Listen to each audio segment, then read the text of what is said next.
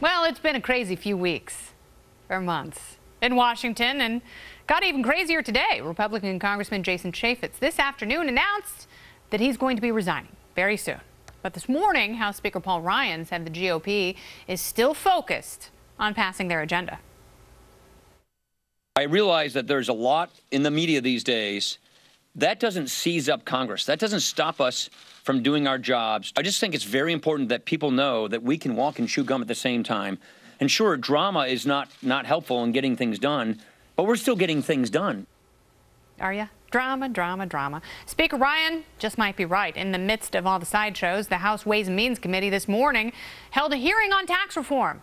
And with the Koch brothers appearing to be throwing their weight behind the president's tax plan, could the GOP actually be able to pass a major tax code overhaul by the end of this year? Here now, joining me, it's Ohio Republican Congressman Jim Jordan, also a member of the Freedom Caucus. Welcome to the show, Congressman. Good to be with you today. So let's talk about this a little bit. What does Congressman Chaffetz's resignation do for the tenor within your party, within Congress, and with the Russia investigation? He's been an outstanding leader of the Oversight Committee. He's still going to be there for a while yet. And then we'll keep doing our work, doing our oversight, and doing our government reform work. The Lord knows the federal government needs reform, needs streamlining and everything else. So we'll continue to do that. And then there'll be a new chairman determined at some point later this summer, I assume. And who decides that? Steering committee. Yeah. And who do you think it's going to be? Members. I mean, it's too early to tell. The steering committee makes that determination, and we'll see what happens at that point. All right, let's talk a little bit about the investigation. It seems like Democrats are a little bit more enthusiastic than Republicans about the appointment of special counsel Robert Mueller. How do you feel about it? Was he the best choice? Look, I have an open mind. We'll see. He's had an outstanding career serving our country. I will tell you the one major interaction I had with former Director Mueller was frankly kind of disappointing from my standpoint. It was about 4 years ago when the IRS targeting scandal broke. Yeah. It had been in the news for several weeks, and we happened to have Director Mueller in front of the Judiciary Committee, and I asked him a series of questions, and he couldn't answer anything about the investigation. It was at that time the most important story in the country. You had an agency with the power and the might of the IRS systematically targeting people for exercising their First Amendment free speech rights. Yeah. And he couldn't tell me who the lead investigator was, how many agents were on the case, did he put his best team on the case, a case of this magnitude that the president at the time had said was critically important, that then Attorney General Holder said, we're going to get to the bottom of this, and the FBI director couldn't tell me anything about it. Do you think that was obstruction or incompetence? Because I think there's an important distinction there. I don't know. All I know is I know he's had an outstanding career, but the one interaction I had was very disappointing. So we'll see. What I do know is I want to get all the information. I want to get the full memo that was the Comey memo, but not just that memo and what took place around it.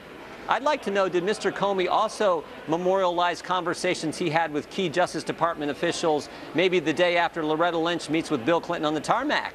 I'd like to know, did he memorialize conversations he had with key Justice Department officials the day they decided to give Cheryl Mills and Heather Samuelson immunity deals? I'd like to know if those things took place too. Do you think it's possible that he will turn over some of those memoranda to Congress, and do you think he will testify?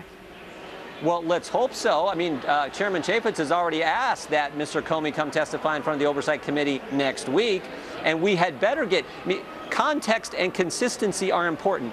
Did Mr. Comey only memorialize conversations in and about President Trump, or did he also memorialize conversations about other equally or certainly big important issues like the Clinton investigation, like the IRS? How about the fact that when they made a decision not to prosecute Lois Lerner or anyone in the IRS targeting scandal, were there conversations that were memorialized about those decisions? That's something we need to know, because if there weren't, and it was only about conversation he had with President Trump, then that should tell us something, and that's something we as a Congress and the American people need to know. Well, I think that, there are people on the Democratic side who would be hard-pressed to say that Comey was a total Democratic operative hack, that, he did enough damage to both parties in, his own personal grandstanding that, you know, I don't necessarily, I think you'd be hard-pressed to make a case that he was a total leftist. But I want to ask you about something that one of your fellow Republican colleagues in the Freedom Caucus, Congressman Justin Amash from Michigan, I asked Congressman Massey about this yesterday. He said that if the contents of that memo are in fact true, the one where President Trump reportedly asked then FBI Director Comey to back off the Flynn investigation, is that in itself impeachable? Look, Justin is a good friend and a member of the Freedom Caucus, but no one's talking about that. What we're talking about is getting the facts, getting the full context, finding out if this was consistent with how Mr. Comey conducted his affairs at the FBI all along on other important issues, as I talked about before.